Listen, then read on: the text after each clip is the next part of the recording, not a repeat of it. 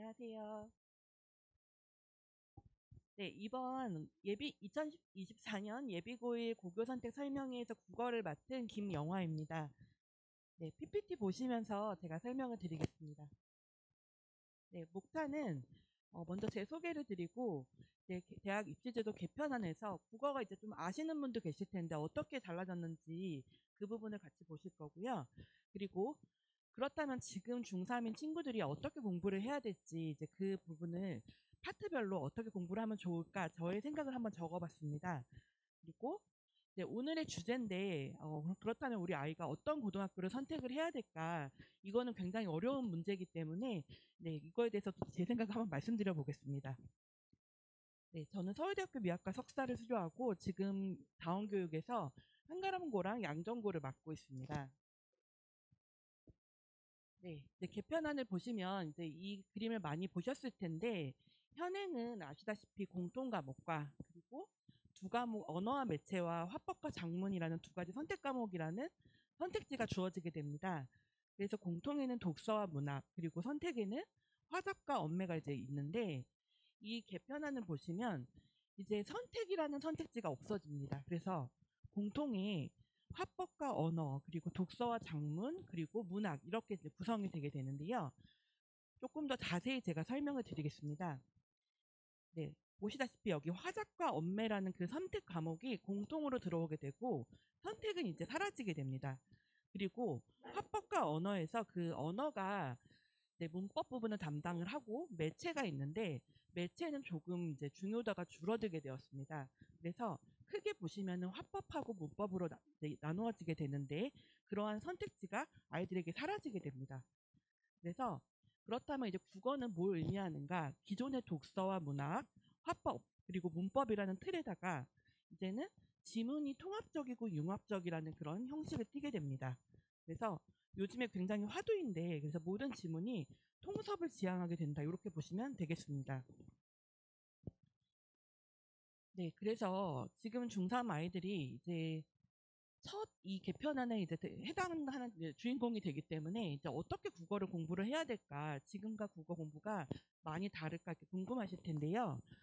네, 학생의 선택에 맡겼던 화작과 언매 과목이 있었습니다. 그런데 이 선택에 맡겼기 때문에 아무래도 내가 조금 친숙하지 않은 부분은 선택하지 않아도 되기 때문에 이로 인한 형평성 이슈가 있을 수밖에 없습니다. 그런데 그러한 문제를 조금 줄이고 이제 공통 과목에서 그동안 이제 판단했던 독서와 작문 같은 부분은 그대로 남아 있고요. 문학과 화법 그리고 문법의 균형 있는 학습을 하게 됩니다. 그래서 이 교육과정 개편의 취지는 융합과 통합을 바라보는 그 시야를 가지는 것이라고 생각을 하는데요. 이는 수능에서 우리가 객관식에서 이것을 평가할 수 있겠냐 이런 생각을 할 수가 있는데 아무래도 그 사고력과 문제 해결력은 그 서논술력에서 평가한다고 한다면 이게 내신에서 아무래도 확대가 될 것이라고 생각합니다. 그래서 기존에 내신 직전에 많은 친구들이 이제 시험 보기 한 일주일 전에 국어 공부를 한다거나 일주일 전에도 하시는 잘 안 하는데 그렇게 암기식으로 공부를 해서 국어를 했다면 그러한 공부가 사실은 굉장히 좀 어려워질 거라고 생각을 하는데요. 국어에 대해서 그동안 끊어서 이렇게 불연속적으로 공부를 했다면 이제는 그게 아니라 앞으로 한 3년치, 4년치의 그 로드맵을 가지고 청사진을 가지고 영역별로 학습을 내가 어떻게 해야 되는지 그리고 내가 어디서 모자른지 그리고 내가 여기가 잘 안 되고 있다 이런 부분을 조금 파악을 하시는 게 좋다고 생각을 합니다. 그래서 그러면은 제가 말씀드리고 싶은 영역별로 그리고 파트별로는 어떻게 국어를 공부하는 게 좋으냐 말씀을 드리면 문학은 지금 이제 고등학교 친구들이 이제 1학년이 된 친구들한테도 제가 굉장히 방학부터 많이 강조를 한 부분인데요.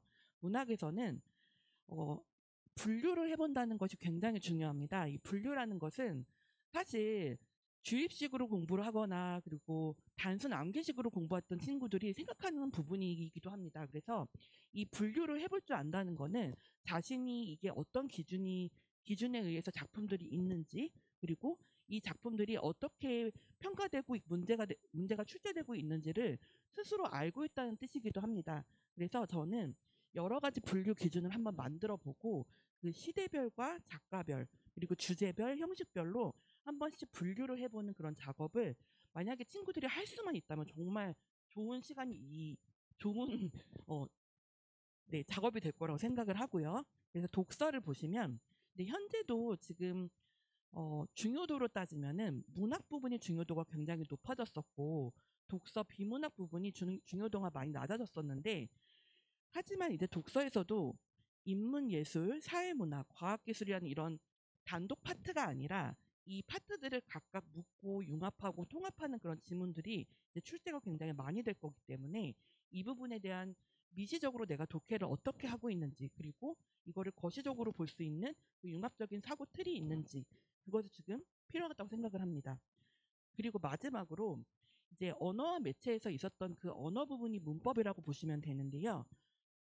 제가 굉장히 평소에 문법을 많이 강조를 하고 다니는데 문법이 이번 개편안에서 가장 많이 달라지고 가장 많이 중요도가 드러난 부분이 아닐까 싶습니다. 그래서 유일하게 개편안에서 중요도가 더 커진 부분이고요. 통일적인 학습이 중요합니다.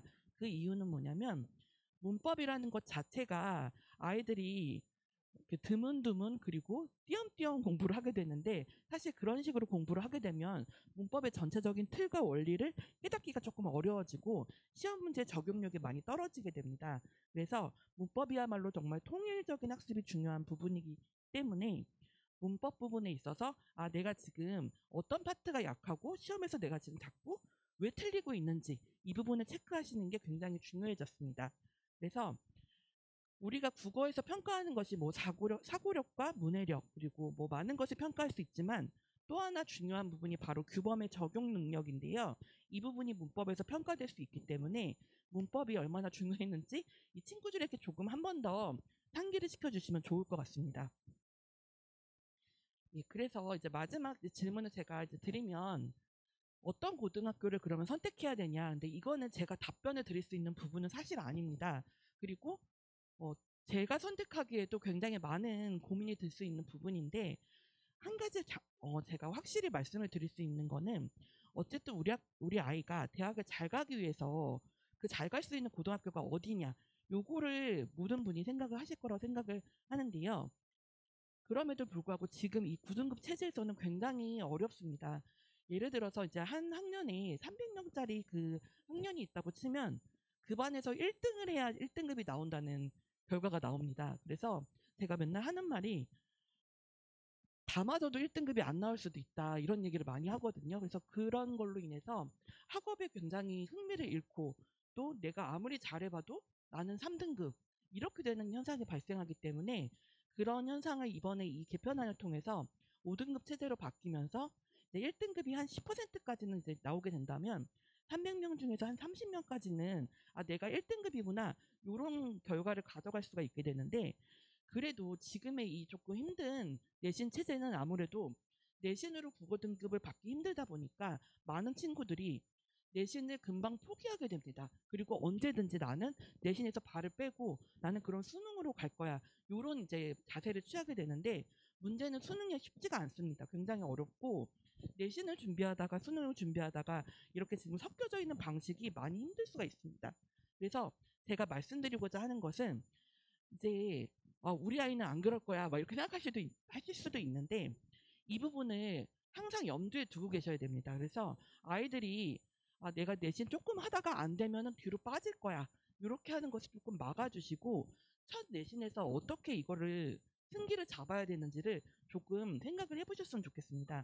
그래서 이제 아무래도 수능 개편과 함께 이제 각 학교별로 내신 반영 비율이 높아진 학교도 있고 낮아질 수도 있겠지만, 제가 말씀드리고 싶은 것은 내신 국어를 첫 시험부터 잡아야 된다는 것입니다. 그 첫 시험이라는 거는 당연히 1학년 1학기 첫 중간고사일 텐데요. 그 중간고사에서 이제 제가 한 텀을 돌려보면은 이제 많은 친구들이 후회하고 아쉽게 생각하는 부분들이 뭐냐면은 한다고 했는데 점수가 안 나옵니다. 그리고 제가 보기에는 제가 이렇게 함부로 난이도 말씀을 안 드리는 게 나는 분명히 쉬운데 그건 선생님이야 쉽지 나한테는 안 쉽다, 이런 얘기가 많이 나오거든요. 그래서 그건 뭐냐면 제가 아이들의 눈으로 봐도 이거는 충분히 할 수 있는 부분인데 사실 그 첫 시험에 그렇게 아이들이 많이 몸이 따라주지 않거나 여러 가지 상황적으로 그 점수를 만들어내지 못합니다. 그래서 이거를 생각을 하셨을 때 이 첫 시험에 대하는 그 태도는 뭐냐면 제가 생각하기에 다른 것 하나도 없고 꼼꼼함이 생명인 것 같습니다. 그래서 사실 이제 제가 뒤에 뭐 이제 여기 지금 학교들을 많이 소개를 해놨는데 한가랑 고등학교 그 반이 6개밖에 되지 않고 굉장히 어렵습니다. 그리고 양정고 그리고 대일고 강서고 모두 수능 지향 학교입니다. 그런데 이런 학교에서도 이번 이제 이 개편 체제 하에서는 이 꼼꼼함으로 승부를 한다면 그래도 저는 이 1등급을 가져갈 수 있지 않을까 생각을 하거든요. 그래서 이 한번 그 1년을 시행착오를 겪는 1년으로 만들지 마시고 이 첫 시험에서 아이들이 얼마나 꼼꼼하게 하는지를 중간중간에 자주 체크를 하셔서 첫 시험에서 좋은 결과를 저는 얻어가셨으면 좋겠다고 생각을 합니다. 네, 오늘 여기까지 말씀드리겠습니다.